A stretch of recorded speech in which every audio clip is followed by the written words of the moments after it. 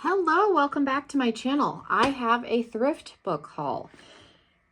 I've been waiting a little while to film this because I placed an order, I think of 4 books, and they had to ship them one at a time.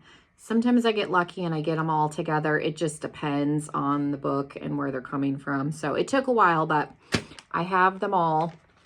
I thought I would share them with you. There's 4 books from this order. I think I pulled out 2 more books that were from ThriftBooks from a previous order, and then I think there's 1 book in here from a used bookstore in Montana that I got last year, but it kind of fits in with what's in here, so I thought I would show it. So yeah, if that sounds interesting, stick around. If you're new, welcome. Make sure you subscribe if you're not new. I appreciate you being here as always, and let's jump in. I am still doing a giveaway. I have a bunch of brand new books that I've read that I am trying to pass on to one of you guys. So that giveaway is still going on. So again, the rules for that, all you have to do is be subscribed to my channel and then leave me a comment on that video. Make sure you don't put your email address or anything in there. When I draw the winner, I will notify the person. Just make sure that you get comments, like notifications on your comments is the only thing. And yeah, let's look at what I got. I have been on like a 90s kick. I was buying Goosebump books for a while, which I do still keep an eye out at Goodwill's.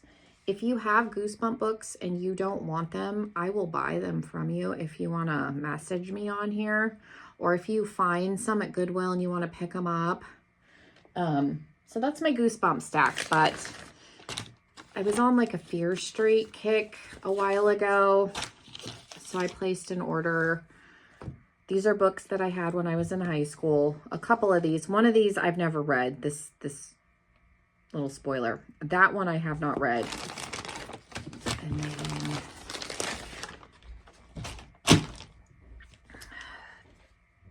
there's a couple others that are like 90s-esque. So let's go through them. So let's do the one that is not ThriftBooks, because that's generally where I get my used books from, other than Goodwill. We don't really have a good used bookstore in Yuma anymore. We used to years ago. The lady closed. Her daughter didn't want to take it over. It's really sad. I still miss it. So when I was in Billings up in Montana, they have like really good used bookstores. So I did find this one. This is a Fear Street. This is called Sleepwalker. I have never read this one. I don't think this was one I ever owned. I'm slowly rebuying the Fear Street books that I had when I was in high school. So that's what I was currently doing. There's a couple more. I think it's the Cheerleader series. I have those in my cart. So hopefully they're still available when I get ready to buy them. I will say with ThriftBooks, because you're buying used books, sometimes the copies of stuff that you want are not always available. So I think it does tap into impulse purchasing a little bit, because like it's these, when I saw them, I bought them because again, they're not always available. If somebody buys the copy, you got to wait till they get another one, and that could be however long that takes. This is a series from Christopher Pike. I've never read these either. This is Spooksville. These are 3 books. The Secret Path, The Howling Ghost, and The Haunted Cave. So I picked this up on ThriftBooks. This was cheap. And then here's the covers. I think these were newer books that were released later on, but I decided to get that. I don't mind Christopher Pike. It's kind of like Stephen King and Dean Koontz. I always liked R.L. Stein's writing a little bit better, but there are some Christopher Pike books I've been trying to get. So this is one that I picked up. I think I owned this book when I was in high school, but I don't think I ever read it. So this is D. Adkins that wrote a bunch of stuff in the 90s. So I have Mirror, Mirror. And then this is another book. Richie Tankersley Cusick, again, wrote a bunch of stuff in the 90s. So this is Trick or Treat. somebody had a bunch of like 90s books like this on TikTok, so that's kind of what sparked this. So I got that book. Never read any of those. This is the one of the Fear Street ones that I have not read. This is a newer cover, but I'm pretty sure this is an older book because the original cover is very reminiscent of the ones that I had when I was in high school. But this is an updated cover, but this was a better price than the one with the original cover. But this is the Halloween Party. So this is one that I have not read. I never owned it before. I was looking at the back. None of these look like ones. I'm trying to get the cheerleader books because I had that set. So it's First Evil, Second Evil, Third Evil, and New Evil. I have those in the shopping cart. Those were original, like Fear Street, like these. And then the 99 Fear Street, the 1, 2, and 3 will probably be next.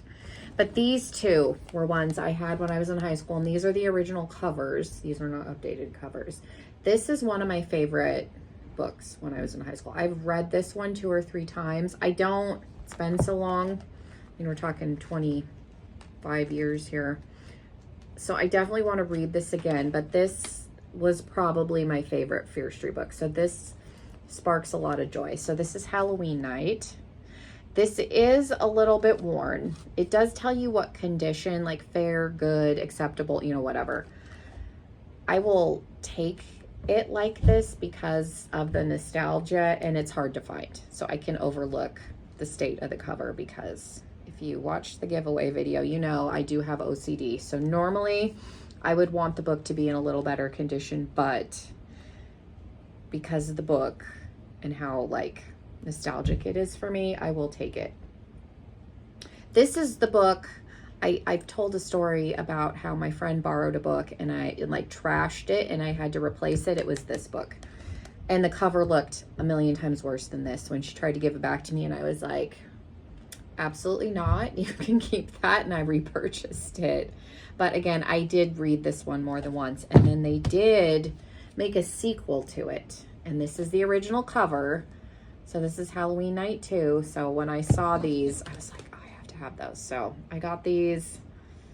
I think they were around $5 a piece. So what were these new? Does it have the price? I don't remember how much these used to be brand new. And again, this one's a little worn out.